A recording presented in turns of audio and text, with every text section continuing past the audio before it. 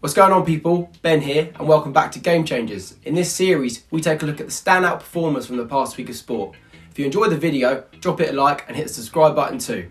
Right, what a dramatic evening in the Scottish Cup final, and one to remember for Celtic. It was 10s all round for the Green Army. They were down to 10 men for just over half an hour. They won their 10th domestic trophy in a row, and that was down to a 10 out of 10 performance from their keeper, Fraser Forster. After surviving a mass onslaught from their arch rivals Rangers, Christian Julian slammed in the winner, with Celtic's only shot on target. And just 3 minutes later, Celtic's young midfielder Jeremy Frimpong brought down Rangers striker Alfredo Morelos in the box and received a straight red card. This is the drama you should expect to see when you watch the Old Firm derby. Fraser Forster made 6 key saves before keeping out Morelos' penalty in the second half. He deserves every Celtic player's winners' medals after that performance. And most importantly, his football's game changer this week. We all know what award he would rather have. I have to give a special mention to Spurs' trio, Son, Ali and Kane.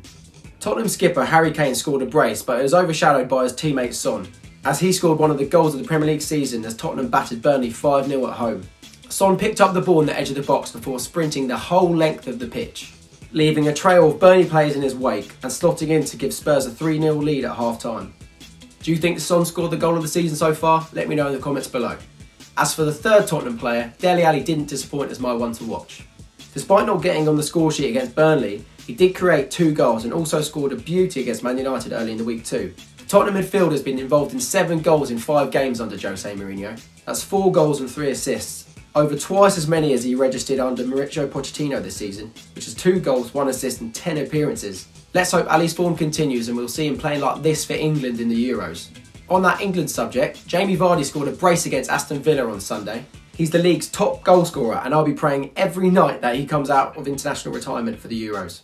On to NFL now, and boy was this a hard one to pick this week. There was over 10 names in contention to be NFL's game changer this week, but 2 of the main contenders were seen in a monster match between the 49ers and Drew Brees' Saints, where we saw former game changer Jimmy Garoppolo's 49ers snatch a huge away win in New Orleans. That one finished 48-46, it's well worth a watch. But over in Jacksonville, our NFL game changer stole the show on his 38th birthday for the LA Chargers. Quarterback Philip Rivers threw for 314 yards and 3 touchdowns and showed he could still make plays downfield at his age. His 84-yard touchdown to Austin Eckler was the longest of his career, and the 44-yarder to Mike Williams in the third quarter was the 6th straight game in which Williams has had a 40-plus yard catch. Rivers' rating of 154.4 was also a career best, coming in his 236th game. It was a close call between Rivers and Eckler, as the latter finished with 101 rushing yards and 112 receiving yards, amassing a 213 total on only 12 touches, 8 carries and 4 catches. That's an average of nearly 18 yards each time Eckler handled the ball. The Chargers had 7 plays that gained at least 20 yards and Eckler produced 4 of them. But that said, the birthday boy is NFL's game changer this week. Moving on to NBA now, and it was only a matter of time before Big AD became a game changer in this series. Anthony Davis scored 50 points in the Lakers' 142-125 win over the Timberwolves, none of which were 3-pointers. AD also got 6 assists and 7 rebounds. Davis and his superstar teammate LeBron James had a combined total of 82 points in that same game. The LA Lakers now boast the best record in the NBA with a 21-3 win-loss record. It's good to see them back on top in the NBA. How far will the Lakers go this season? Let me know in the comments below. On Saturday night in Saudi Arabia, we saw the clash on the dunes between Andy Ruiz Jr and Anthony Joshua.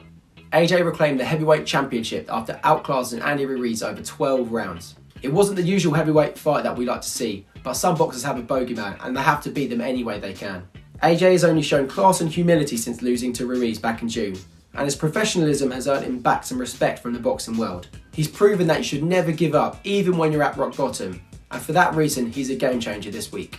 To earn everyone's respect, he's going to have to face a big dog like Wilder or even Tyson Fury. Everyone would love to see that. He can't keep ducking those potential fights. If he wants to prove himself after this Ruiz slip up, he will have to face either of those two and prove that he is the best. It's looking more likely that AJ will be facing Wilder after the Brit said he'd like to be the undisputed heavyweight champion of the world.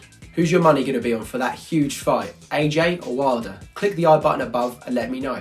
A special mention this week has to go to China's snooker superstar Ding. I don't watch snooker, but after seeing some clips and the final on Sunday, I was blown away. He was showing the qualities you see in yourself after several pints at the local. That's how class he was.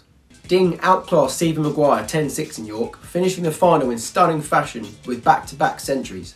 It was the 32-year-old's first ranking win since 2017 and came 10 years after he won his last UK title. I think the main reason Dean caught my attention is because he beat the defending champion and snooker legend Ronnie O'Sullivan in the last 16. Anyone that does that deserves to be a game changer. On to the last segment of the show, and it's time for my one to watch. I was thinking of picking John Joe Shelby as he's been on top form for Newcastle recently and they're playing a really poor Burnley side this Saturday.